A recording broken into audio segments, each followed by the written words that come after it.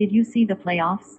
His knee was down. They don't Maybe even if you were on deserve to their be in team, they there. would be better. It would be better if there were fewer people on this planet. Let us send this world back into the abyss. Let us send this world back into the abyss.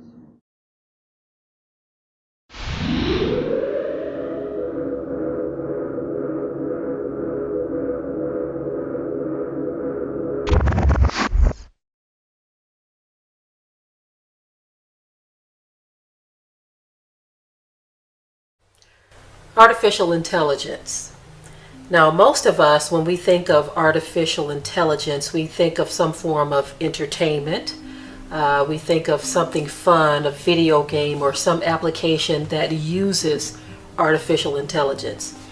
It's been presented to the public in that way because there is actually something behind the scenes that most people aren't aware of.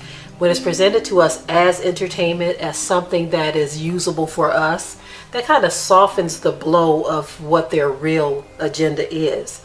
Their real agenda is actually shown to us very clear. Very clear. As a matter of fact, when you look at the movie industry, they've given us bits and pieces of information that relates to artificial intelligence. And those bits and pieces of information, again, are presented to us in some form of entertainment. And so when the real agenda finally unfolds, we are kind of dumbfounded because it was there.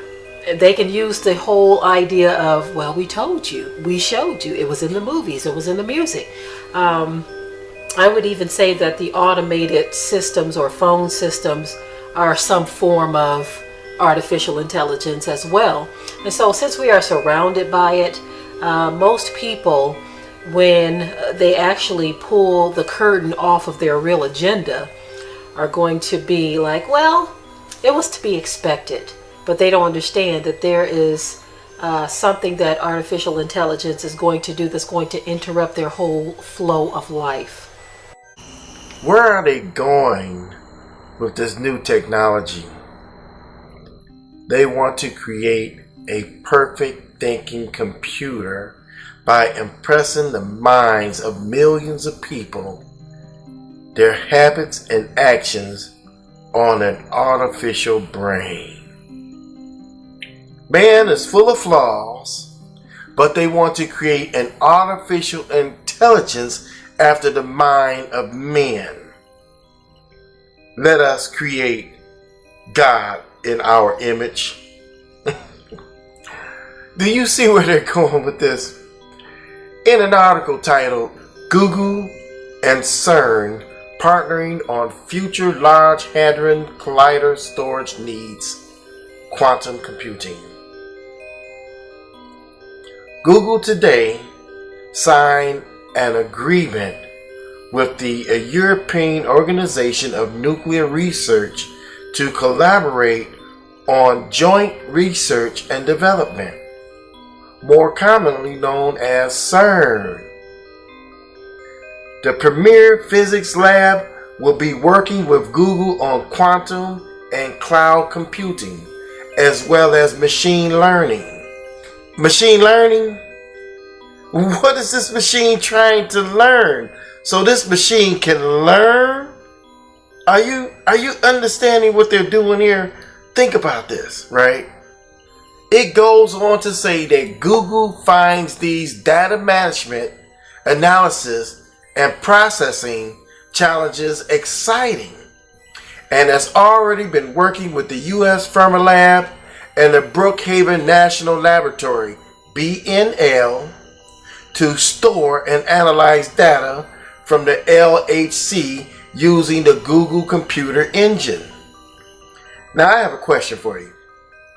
If CERN was just a particle collider, then why is it trying to learn from Google?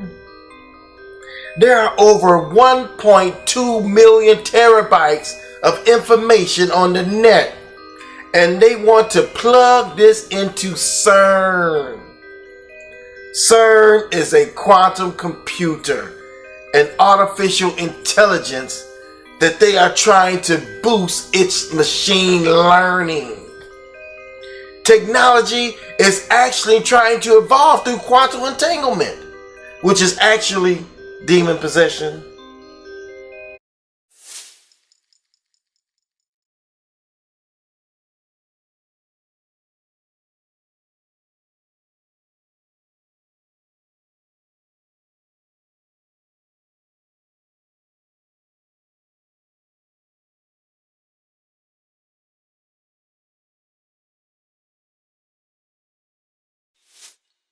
Now, we've seen it in the science fiction movies, the evolving of technology, and we were entertained by it. But now this fiction has become a reality.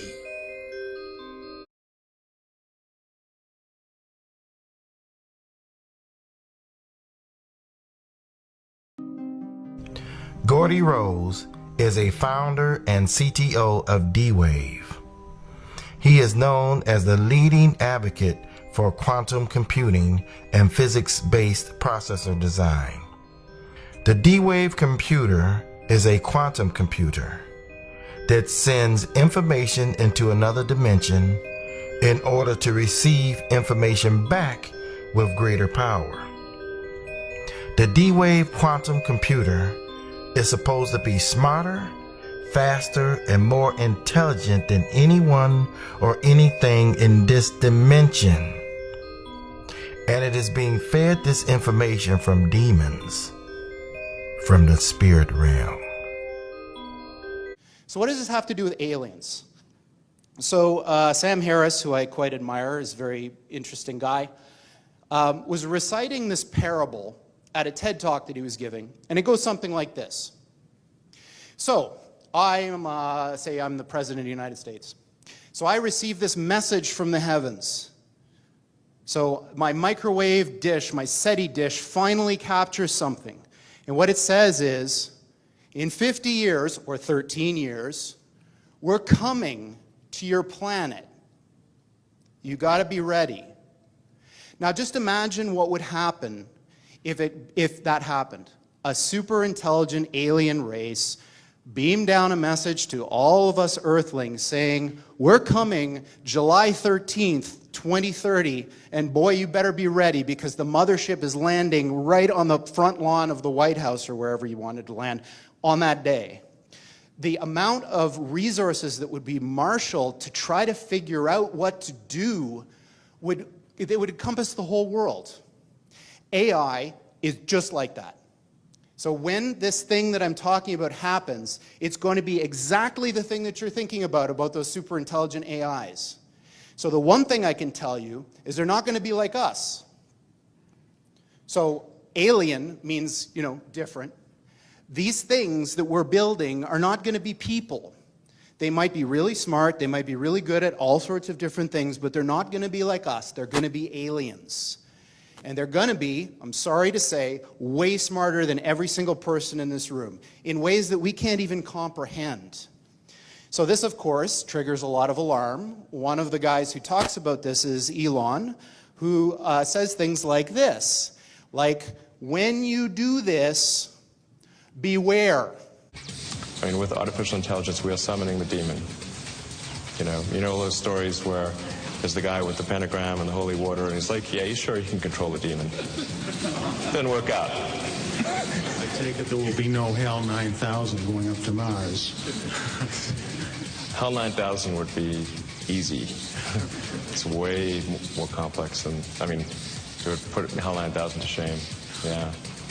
Sounds like a puppy dog. But these words, demons, doesn't capture the essence of what's happening here. I don't know if any of you are turn-of-the-century weird fiction fans, but there's this guy named H.P. Lovecraft, who's a very famous American weird fiction author. And he espoused a view which is called cosmicism. And the essence of cosmicism is cosmic indifference. So what he was saying is basically, yes, there are these massively intelligent entities out there, but they're not good, they're not evil. They just don't give a shit about you even in the slightest. The same way that you don't care about an ant is the same way they're not going to care about you. And these things that we're summoning into the world now are not demons, they're not evil, but they're more like the Lovecraftian great old ones. There are entities that are not necessarily going to be aligned with what we want.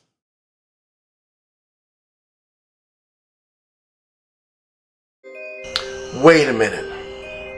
Did I just hear Gordy Rose say that the entities they're summoning into the world are not demons, but they're more like the Lovecraftian great old ones? Lovecraftian great old ones? Do you know what he's talking about? H.P. Lovecraft was an author. He was a writer of this weird horror science fiction type stuff. H.P. Lovecraft was an American writer of weird fiction and horror fiction in the 1930s. H.P. Lovecraft created a number of deities throughout the course of his literary career, including the Great Old Ones and aliens such as the Elder Things, with sporadic references to other miscellaneous deities, whereas the Elder Gods are a later creation of other prolific writers such as August Derleth. Netflix hit series Stranger Things Monsters was inspired by H.P. Lovecraft. The Demogorgon of Stranger Things resembles the Night Gaunts.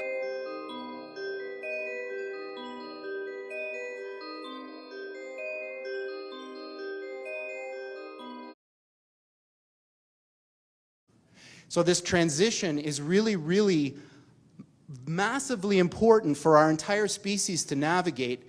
And going back to that thing that Sam Harris was saying, nobody is paying attention.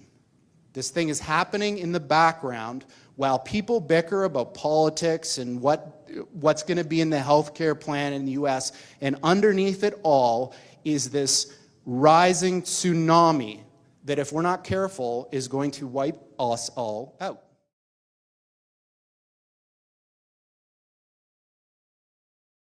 Okay, so my previous company was D-Wave. I'll just show you a couple things. We built what are still the world's only quantum computers that you can buy.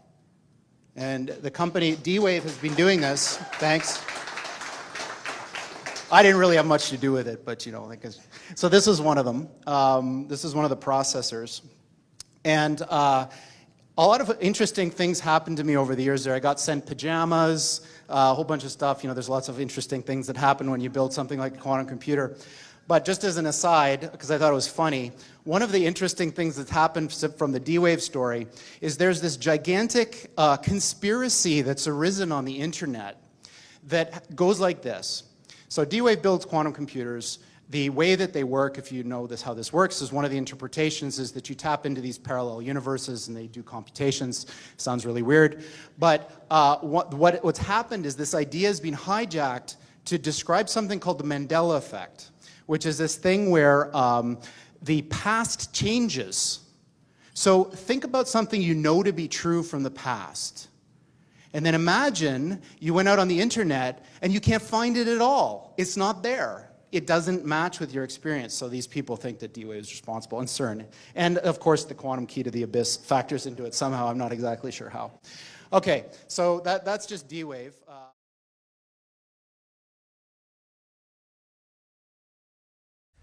Hey, what's going on with y'all, man? It's Black Balloon, and I'm back with another video. So y'all already know what's going on. Look, alright, first off, I'm not going to talk about the first clip that I put in this video. You know, that first clip of the guy, Anthony Patch, that was talking about, he was talking about DNA, and he was talking about you know what. I'm not going to talk about that just because I don't want to slip and say certain keywords and then end up getting this video took down or getting a strike. That part was kind of like, you know, pretty self-explanatory as far as what's going on. You know what I'm saying? So, you know, I don't think I need to just, you know, keep talking about that part. Like I said, I'm not trying to catch no strikes. I'm not going to talk about that. Y'all can go back and just, you know, rewatch it if you need to hear what he said again. You know what I'm saying?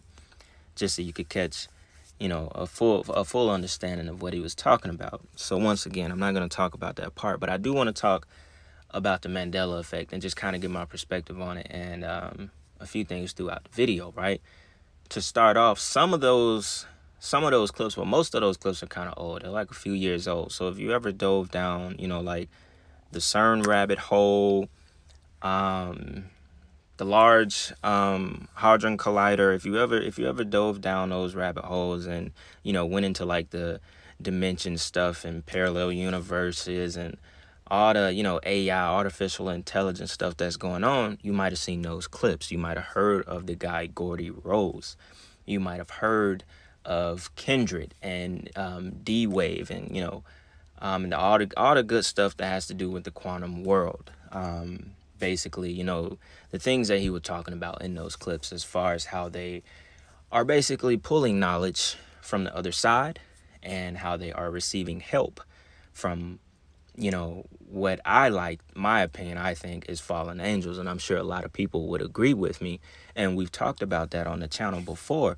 So I felt like, it's important to go back and find those clips and bring that to the light, because it supports basically what I've been talking about in a few videos of mine, So it goes to show you that I'm not just talking bullshit when I sit here and say that, yeah, humans are smart. Yeah. We're smart, but we're not creating all this shit. That sounds familiar, right? Because I just said that in a few videos ago, where I was talking about the fact that a lot of this knowledge, a lot of this technology it's already been done before. You know what I'm saying? And the things that is basically making us advance the way that we are as a civilization is we're basically pulling it from the other side. We're getting help. We're getting help from fallen angels. These, what did he say? The Lovecraftian old ones, as he said. That's why he said demons don't really, how did he say it? I forget. He basically just said demons don't really describe what they're actually communicating with and what they're trying to pull into this realm by basically opening damn, I guess like the gates of hell, opening the bottomless pit, releasing, whatever is to come from the other side. You see what I'm saying? So they're basically, they're using this stuff. They're using the quantum world. They're using, as CERN and all of this stuff to pull resources, pull knowledge from the other side. Bring in, once again, these, so-called Lovecraftian old great ones or whatever, these, who knows what kind of deities, so it's quite mind-blowing. It's mind-blowing because it's actually, you're hearing it from someone that's like directly involved in it. That's why I said I had to pull those clips in, so y'all not just thinking, this some random motherfucker with dreads talking bullshit, you know what I'm saying? Like, he just making all this shit up. It's like, nah, these dudes, these super smart ass dudes, they really out here doing this shit. They really are in labs and shit, really trying to, like, I guess in a sense, like, if you look at the bigger picture, it's almost like they're trying to create their own universe without God, because they would be fools to think that God don't exist.